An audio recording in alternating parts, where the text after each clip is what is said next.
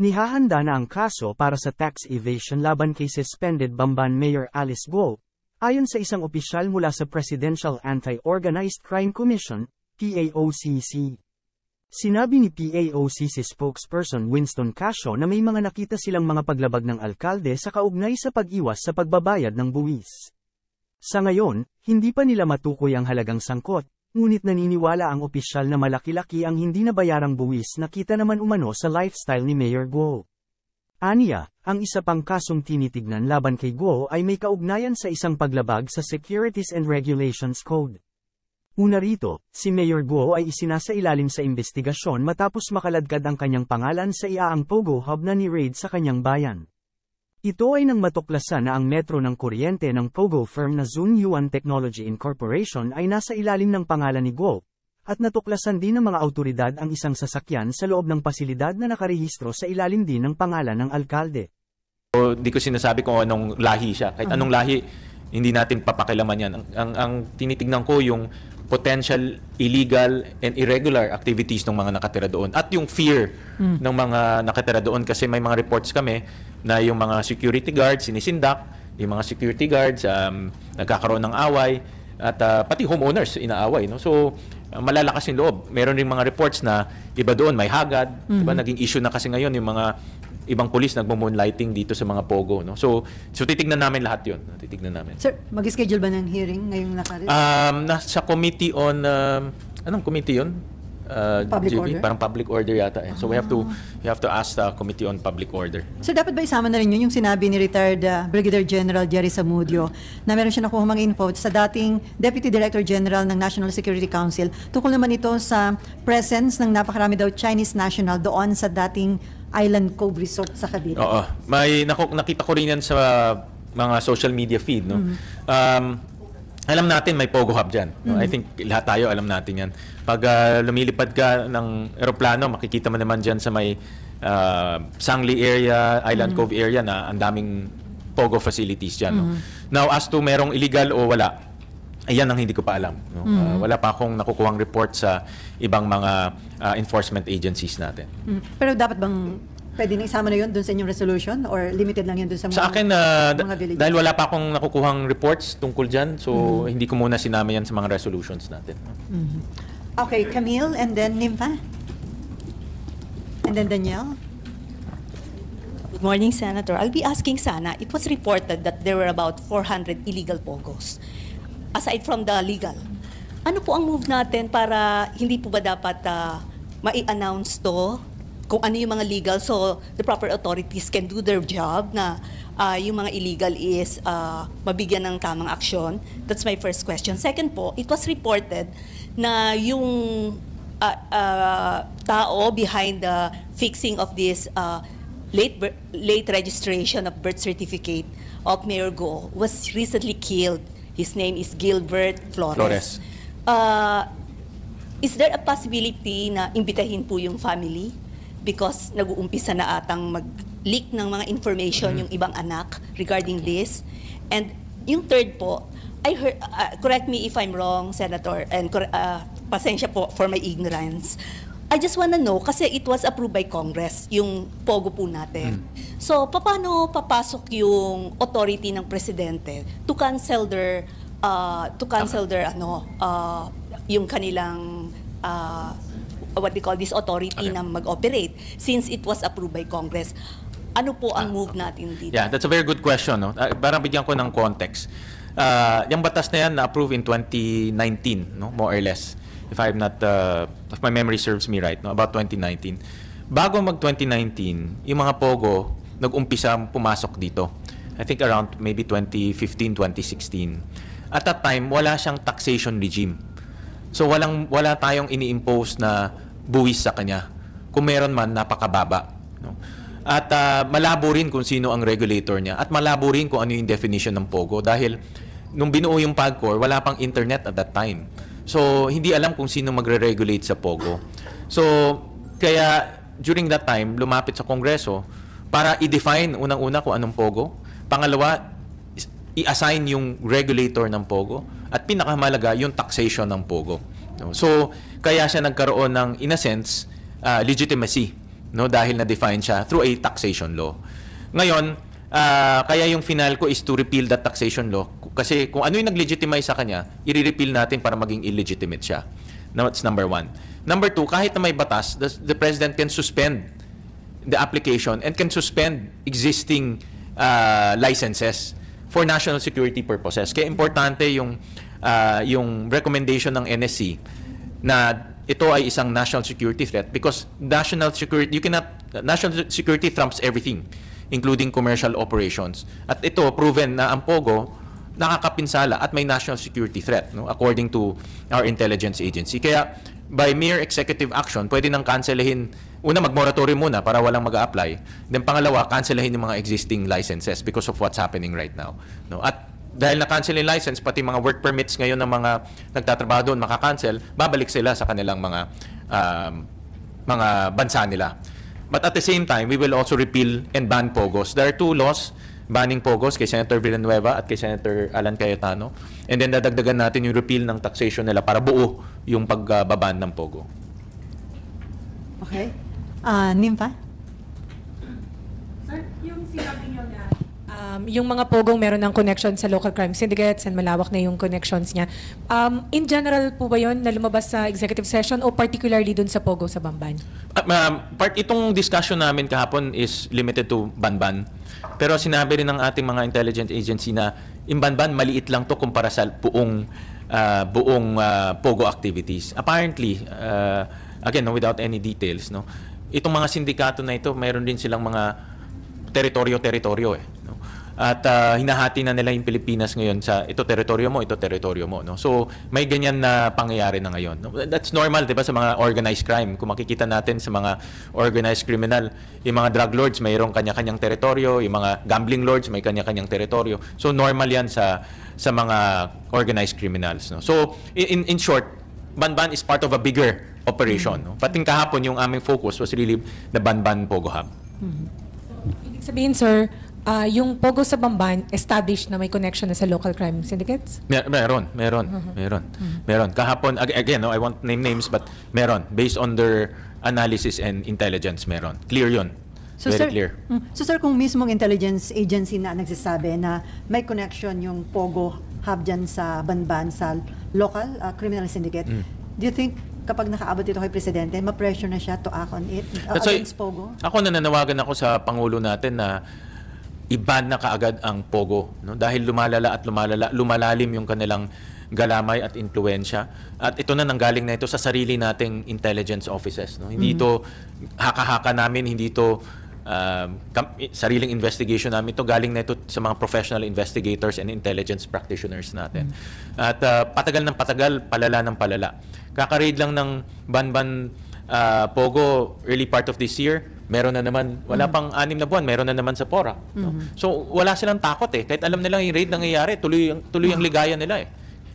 Yan ang magpapakita kung anong mga klaseng tao ang nasa Pilipinas, nasa bansa natin, na hindi kinakatakutan yung otoridad. Kahit na nag-raid na sa Banban, which is not so far from Porac, tuloy pa rin yung operation sa Porac. Mas malala pa yun sa Porac dahil meron doong prostitution at talagang human trafficking. Dinadala yung mga kababaihan galing sa ibang bansa. No? So, ganyang klaseng criminal syndicates ang nandito sa ating bansa. And then sir, ganun din ba yung sentiment or stand ng mga intelligence agencies na it's about time to ban Pogo? Ganyan talaga. Ganyan rin yung kanilang sentimento. Dahil alam nila na lalala ito eh. No? Alam nila na ito kasi iniisip ko, kung yung 6.1 billion pesos nakapasok dito na hindi natin nalalaman, ako naniniwala ako parte nung pumupunta sa paglalagay at paglalagay ng mga makaka-impluwensya at ginagamit rin nila yun para gumawa ng impluwensya. No? So, ako naniniwala ako na yung perang pumapasok na hindi natin nakikita, pumupunta ito sa pagbibili ng proteksyon at doon na nga no, sa galamay na ginagawa nila. Kasi itong galamay, hindi namang mangyayari ito kung walang pera eh. Hindi lang to dinner at kaibigan na tayo eh. No? Talagang maglalagay ka para magkaroon ng koneksyon. No? At yun yung merong ebidensyang ipinakita sa amin na ginagawa nila itong ganitong paraan. At yung protection na yun, sir, hindi lang from the authorities Kaya siguro naglalagay na rin sila ng mga local, Yeah. ng mga opisyal sa gobyerno para may Yeah. tutulong pa rin sa kanila Correct. na proteksyonan. Alam nila kasi illegal tong ginagawa nila eh. So, unang kailangan mo ng proteksyon para yung illegal na ginagawa mo, tuloy-tuloy. Pangalawa, kung mahuli yung illegal na proteksyon mo, makakatakas ka at makakabalik ka sa illegal na ginagawa mo. So, kumbaga sa chess, nag-iisip na sila ng Ahead. dahil alam nila one way or the other, pwede silang ma-raid at pwede silang makulong. So, importante na meron silang mga connection. No? At doon sa, again, no, hindi ko lang masabi, but may mga nahuli na nakawala. No? Dahil nga may impluensya sila. No? Okay, si Ria, and then Nimpa. Hi, Sen. I'm Ria Fernandez Obina from TV5. Just want to raise again the question of Ms. Camille regarding Mr. Gilbert Mejia Flores. His sudden death daw po, he is supposed to attend one of the hearings. What information do we have so far? Personally, wala ko pang nakukuhang information aside from his possible connection to the syndicate or to the people who fake the birth certificate of Alice Go. And I say this with emphasis on the possible. That is the initial information that we got, na possible connected siya dito sa sindikato o sa mga taong gumawa nung illegal na birth certificate ni Alice Go. Yun ang initial information namin. Kasi it's so coincidental no, na nangyayari ito at may namatay. No? At I was talking about yung contractor in Howley. We also, chinek namin yung building permit na ang nag-apply si Alice Go at ang nakasulat doon sa contact engineer or engineer that you should contact. Isang engineer na nangangalang JM Turla. Nung pinuntahan namin siya, apparently namatay na rin siya, no, Jo? Namatay na rin siya. May 14, I think. 17. May 17 siya namatay. This year, sir? This year. This year. Ano Itong po si Engineer Turla, apparently, siya yung pumiperma ng mga plano na ginawa ng mga Chinese. No? Yung plano kasi lahat gawa sa China eh. Lahat gawa ng Chinese engineer, Chinese architects, dinala dito. Pero hindi mo magagamit yan. Hindi mo magagamit yan kung hindi ka magpapaperma sa local engineers dahil yung lisensya dapat lumabas. So yung pumiperma. Oh, ito si Turla, sir. Yes, si Turla. At inamin rin ng pamilya na yon.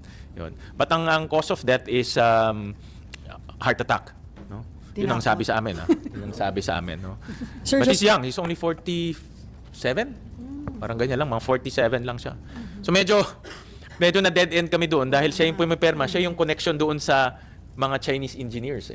So na dead end kami. Sir, signatory, sir, wala na iba. Wala na iba. When we check the plan, siya talaga yung pumiperma. Okay, Ria, may follow-up. Sir, what do you think about the sudden deaths nitong mga individuals na to na possibly pwedeng sila yung missing puzzle sa ating investigation?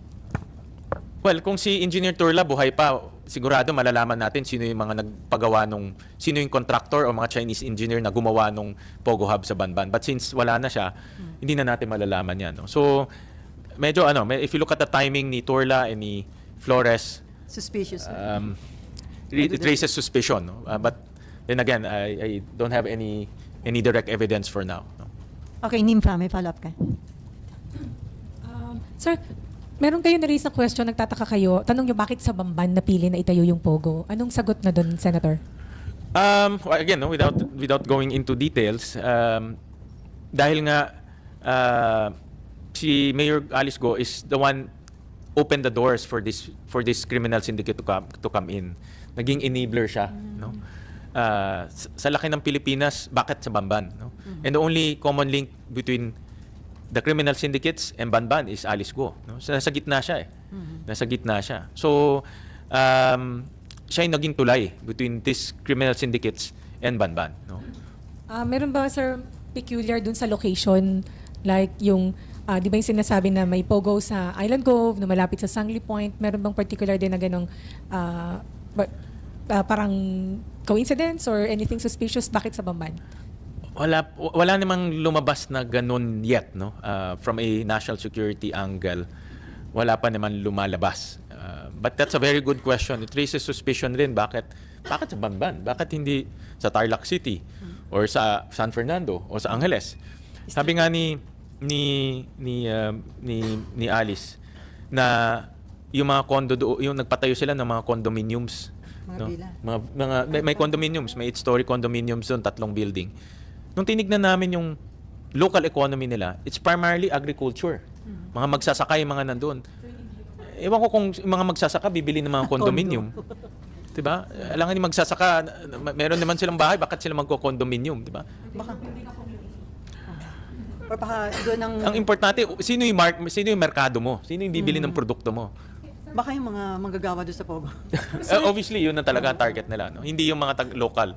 It's a self-contained community. Pero yung bang location, sir? Medyo tago? Hindi naman. Yung condominium? Hindi nung... Yung yung sa- Pogo. Oo, Kasi yung Pogo, sir, Las Piñas and Pasay. Nasa city Secluded, Diba? Oo, ganun. Kasi ito ang design niya is self-contained eh.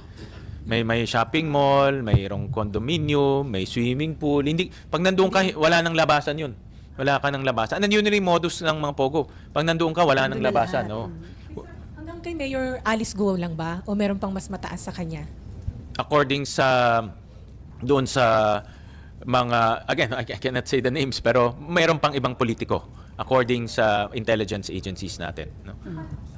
Pero LGU, Without, sir? Iba-iba. Pero may politiko. That's as far as I can politiko say. protecting her or part of the system? Part of it. Part of that Pogo Hub. Part So, of it, Pogo enabler Hub. din, sir? Higher Hindi naman nila sinabing enabler but part of the web. Part of the web. Hindi na elaborate masyado kung ano yung participation but definitely part of the web. I think tuloy-tuloy pa yung kanilang investigation and intelligence gathering. So, hindi yung politiko, isa pang politiko that maybe higher than Mayor Go is part of the web, hindi protector ni Mayor Go. Hindi ko pa masyadong elaborate ng accurately, no, dahil kumukuha pa sila ng further intelligence, no. So it's hard to say it now, no, but ang only pwede kong sabihin meron pang kasamahan na iba na politiko rin. Pero sila lang yung politiko na yon. Isa lang? Or Marami. Doon sa mga pinakitang pangalan, marami. kasama na, sir, yung binabanggit ni Senator Jinggoy na mayor? Kasama rin ba yun sa web? Yung mayor na allegedly nag-ooperate ng Pogo owned by Mayor Alice Guo? Ayoko muna sabihin. Politicians, At mga within the politicians. web, sir, ng Bamban Pogo. Yes, tama. That is may mga pangalan kasi doon at mayroong web, no, na pinakita at may mga politicians, enforcers, criminal syndicates, even businessmen. No, meron meron din, din, may mga businessmen rin, no. Yung sa money laundering, sabi nyo nga, hindi na-detect ng AMLAC yung pagpasok. Surely, sir, may lumalabas din. So yun, hindi din nila nababantayan. Hindi rin nila nakikita 'yon.